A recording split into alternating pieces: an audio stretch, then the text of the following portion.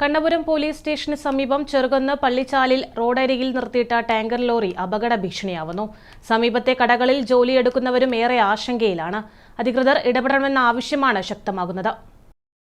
Cherukunnu പള്ളിച്ചാലിൽ Kannapuram police സ്റ്റേഷന് സമീപം KSTP റോഡരികിലാണ് tanker lorry നിർത്തിയിട്ടിരിക്കുന്നത്. ഇത് കാൽനട യാത്രക്കാർക്ക് ഏറെ അപകട ഭീഷണിയാണ് ഉണ്ടാക്കുന്നത്. നിരവധി യാത്രക്കാരാണ് ദിവസേന റോഡിലൂടെ കടന്നുപോകുന്നത്. 2 ആഴ്ചയിലധികമായി ടാങ്കർ ലോറി ഇവിടെ കിടക്കാൻ തുടങ്ങിയിട്ട്. ടാങ്കർ ലോറിയിൽ ഇന്ധനമോ മറ്റ് ദ്രാവക വസ്തുക്കളോ കൊണ്ടുപോകുന്നതാണോ എന്ന കാര്യത്തിൽ വ്യക്തതയില്ലെങ്കിലും ടാങ്കർ ലോറി ആയതിനാൽ തന്നെ ആളുകളിൽ ആശങ്ക വർദ്ധിച്ചിരിക്കുകയാണ്.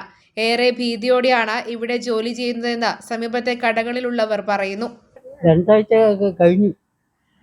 ഈ ഞായറാഴ്ച വന്ന് 3 ആഴ്ചയോളം. ഒത്തിരി ദിവസം എന്തായാലും പോലീസുകാർ വന്നിട്ട്